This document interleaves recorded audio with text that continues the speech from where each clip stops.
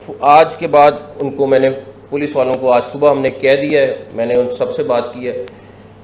अब उनको जो करना पड़ेगा वो करेंगे। रेट ऑफ द गवर्नमेंट कायम होगी।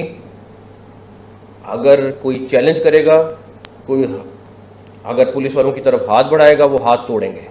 अब वो चीज़ नहीं रहेगी। ये नहीं हो सकता कि पुलिस मार खाती रहे और हम चुप करके मेरी वजह से कि जी मैं कहूँ कि नहीं, हम लोगों को अभी खून खराबे पे नहीं जाना है, आप लोग थोड़ा हौसला रखें। उनको मैं बहुत दिनों से हौसला दे रहा था, बहुत दिनों से उनको कह रहा था कि नहीं, आप लोगों ने सब्र करना है। अगर आपको मार भी रहे हैं, आपने कोशिश करना है, नहीं उनको मारे। पॉलिटिकल पार्टी है, लेकिन अब पॉलिटिकल पार्टी के साथ वहाँ पे आप लोगों को भी पता है वो सूफी बहुत सारे लोग जो दहशतगर्दी में मुलविस रहे हैं, उनकी तस्वीरें भी आ गई, वो मौजूद हैं।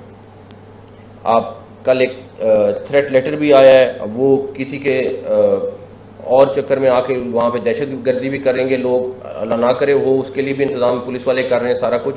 लेकिन पॉलिटिकल पार्टी ये वाली एक्टिविटी नहीं करती। किसी भी आप लोगों की भी बहुत सालों की, मेरे ख्याल में 20-20 साल 15-15 साल की एक्सपीरियंस है। इस तरह की एक्टिविटी कोई पॉलिटिकल वर्कर या पॉलिटिकल एक्टिविटी नहीं होती है, ना इसको पॉलिटिकल एक्टिविटी आप कह सकते हैं।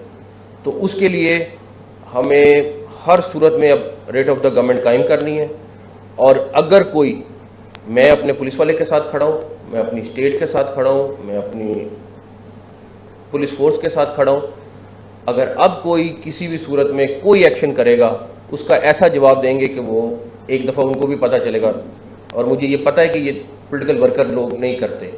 जो ये दहशतगर्दी कर रहे हैं, ये पुलिस वालों को मार रहे हैं, पुलिस वालों की गाड़ियां तोड़ रहे हैं,